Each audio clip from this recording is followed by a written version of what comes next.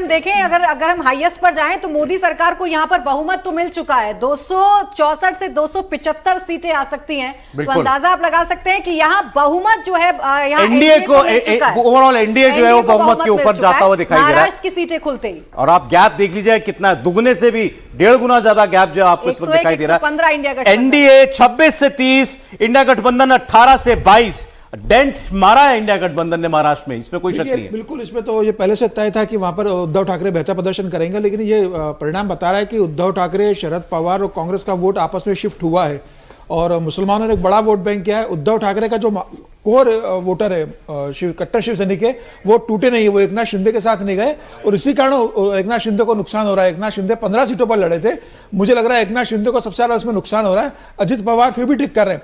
दूसरा, वंचित बहुजन आघाड़ी जो थी प्रकाश अंबेडकर की, वो दलितों को जो वोट लेके जाते थे, मुझे लग रहा है इस बार उनको वो वोट नहीं जा रहा है, वो वोट शिफ्ट हो रहा है पूरा उद्धव ठाकरे के पास, कांग्रेस के नाम पे जा रहा है और यही कारण रहा है कि बेहतर प्रदर्शन कर रहे हैं। और विदर्भ में आप देखेंगे तो विदर्भ में वंचित बहुजन आघाड़ी के जो प्रकाश अंबेडकर है वो अकोला से चुनाव लड़ रहे हैं, वो उनका स्ट्रांग होल्ड है वंचित बहुजन आघाड़ी का। और अगर वहां पर बेहतर प्रदर्शन अगर कांग्रेस और शिवसेना कर रही है उद्धव ठाकरे गुट, तो मुझे लग रहा है मराठवाड़ा की सीटें आपको दिखा रहा है। मराठवाड़ा में देखिएगा एनडीए 3 से 4, इंडिया गठबंधन 4 से 5 मराठवाड़ा में। समीर जापी से देखिए, मराठवाड़ा भी वैसे भी भारतीय जनता पार्टी का रहा है, लेकिन उद्धव ठाकरे का भी वहां एक ग्राउंड है, शिवसेना का ग्राउंड है, कांग्रेस का बड़ा ग्राउंड रहा है मराठवाड़ा के अंदर। विलासराव देशमुख उस एरिया से आते हैं, तो मुझे लग रहा है कि वोट शिफ्ट हुआ। जो कहा जा रहा था कि कांग्रेस के जो वोटर्स है वो शिवसेना को नहीं, उद्धव ठाकरे को नहीं करेंगे, उद्धव ठाकरे का शिवसैनिक कांग्रेस को वोट नहीं करेगा, मुझे लग रहा है कि इस बार इनका वोट पूरा ट्रांसफर हो रहा है, जिसके कारण ये सीट जीतते जा रहा है। और जो कहा रहा था कि एकनाथ शिंदे के आने के बाद शिवसेना उनके पास चली गई है, तो वो बड़ा वोट बैंक लेकर आ जाएंगे।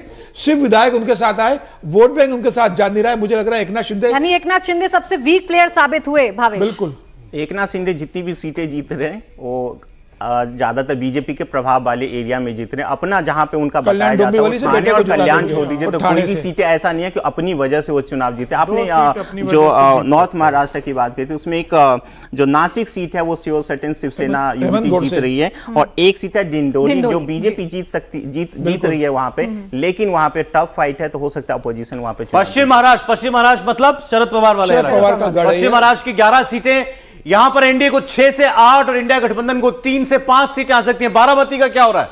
बारामती बहुत क्लोज फाइट शुरू में दिख रहा था, लेकिन मुझे लग रहा है कि सुप्रिया सुले वहां पे अच्छा खासा मतलब निकाल रही है और शायद वो दिख गया जीत रही है, भाभी हार रही है। बिल्कुल हारी है। और अजीत पवार का खुद का क्या परफॉर्मेंस रहने वाला है खुद का, क्योंकि बीजेपी ने स्ट्रैटेजिक अलायंस के तहत अपने साथ लेके आए थे, 4 सीटें भी दी थी, खुद कहां खड़ी होगी उनकी? 2 सीटें उनका दिखे, एक रायगढ़ जो सुनील तटकरे चुनाव जीते हैं और एक सिरूर, क्योंकि वहां पे बहुत क्लोज अमोल बिल्कुल वो बहुत क्लोज कॉन्टेस्ट है, हालांकि बहुत मुश्किल है उनके लिए भी, लेकिन वहां पे जीत रहे वहां पे। शरद पवार ने अपनी सीट बचा ली, लेकिन बिल्कुल देखिए वहां तय था, जब वोटर से बात की थी लोगों से, तो वो कह रहे थे कि भाई प्रदेश में अजित पवार को देंगे, केंद्र में हम शरद पवार को देंगे। ऐसा नहीं हुआ कि दोनों जगह हम अजित पवार को दे दें। शरद पवार ने बारामती को बनाया, हम जानते हैं कि आज जो अजित पवार या बारामती जो बनाए वो शरद पवार की देन है, तो शरद पवार को हम पूरा नहीं छोड़ सकते।